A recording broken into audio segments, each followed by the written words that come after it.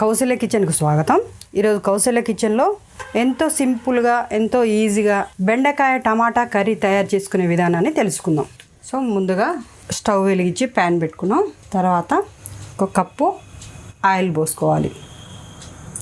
నేను తీసుకునేది కేజీ బెండకాయ కనుక 1 కప్పు వరకు ఆయిల్ పడుతుంది. తర్వాత చిన్న స్పూను జీలకర్ర వేసుకోవాలి.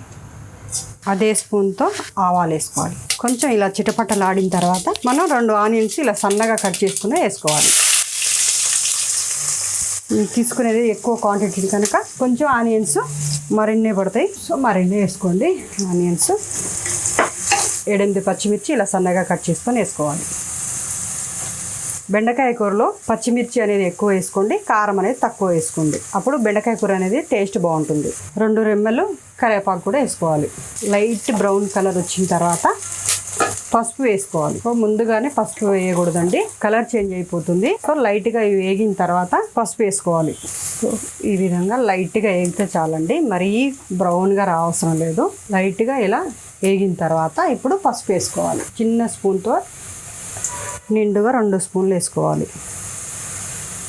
సో 2 స్పూన్లు పసుపు వేసుకోవాలి. ఒకసారి ఇలా కలుపుకున్న తర్వాత ఇప్పుడు స్టవ్ మీడియంలో పెట్టుకోవాలి. ఇప్పుడు నేను ఇక్కడ వచ్చేసి బెండకాయ కేజీ తీసుకుంటున్నాను. శుభ్రంగా వాష్ చేసి ఇలా ముక్కలుగా కట్ చేసుకున్నా. సో ఈ విధంగా వేగిన తర్వాత బెండకాయ ముక్కలు వేసుకోవాలి. ఇప్పుడు స్టవ్ హైలో పెట్టేసుకున్నాం. ఒకసారి ఇలా కలుపుకోవాలి. బెండకాయ ముక్కలన్నింటినీ సగం మగ్గేదాకా మూత తీసేసుకొని ఉండాలండి. మూత పెడితే ఇక జిగుడు అనేది తొందరగా వచ్చేస్తుంది. బెండకాయ ఆల్రెడీ బెండకాయ కర్రీ అనేది జిగుడు ఉంటుంది కనుక మనం మూత తీసేసుకొని ఉండితే ఆ జిగుడు అనేది కొంచెం తక్కువగా ఉంటుంది. 10 నిమిషాల వరకు మూత తీసేసి ఉడకనివ్వాలి. సో హై ఫ్లేమ్లో 10 నిమిషాల వరకు మూత తీసేసి ఇలా మధ్య మధ్యలో కలుపుకుంటూ ఈ యొక్క బెండకాయ ముక్కల్ని మగ్గనివ్వాలి. స్టవ్ మీడియంలో పెట్టుకొని సాల్ట్ చల్లుకుంటే ఈ యొక్క బంక అనేది కొంచెం తగ్గుతుందండి. 5 నిమిషాల తర్వాత చూసినట్టయితే బెండకాయ ముక్క మగ్గినాయి. మరొక 5 నిమిషాలు మగ్గాలి. ఇలా మూత తీసి పెట్టేసుకుంటే మనకి బంక అనేది తొందరగా పోతుంది. కొంచెం హైలో పెట్టుకోండి స్టవ్. మీడియం సైజ్ అయితే 3 తీసుకోండి టమాటాలు, చిన్నవి అయితే 4 తీసుకోండి. వెంటనే కలపకండి. స్టవ్ తగ్గించి పెట్టుకొని లైట్గా సాల్ట్ వేసుకుందాం. మనం ఇందాక వేసిన ఉప్పు సరిపోదు కనుక ఈ యొక్క టమాటా ముక్కల మీద సాల్ట్ వేసుకుంటే చక్కగా మెత్తగా మగ్గిపోతాయి. 1 టీ స్పూన్ కారం వేసుకోవాలి. సో మేము కారం కొంచెం ఎక్కువ తింటాం కనుక కొద్దిగా ఎక్కువనే వేసుకుంటున్నాం. 2-3 నిమిషాల తర్వాత ఈ యొక్క టమాటాలు అనేవి కలుపుకోవాలి. ఇలా టమాటా ఉప్పు కారం వేసిన తర్వాతకి సో కర్రీ మంచిగా మగ్గాలంటే ఇలా లిడ్ పెట్టుకొని 2 నిమిషాల వరకు ఉడకనివ్వాలి.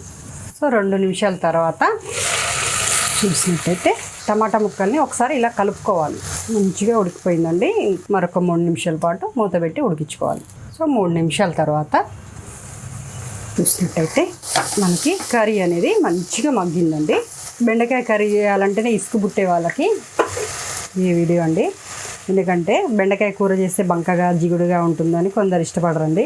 రెగ్యులర్గా ఫ్రైలే చేసుకుంటూ ఉంటారు. సో ఫ్రైలు కన్నా ఇలా టమాటా వేసుకొని చేసుకోండి, సూపర్ టేస్ట్ ఉంటుంది. సో ఈ విధంగా బెండకాయ కర్రీ రెడీ అయిపోయిందండి.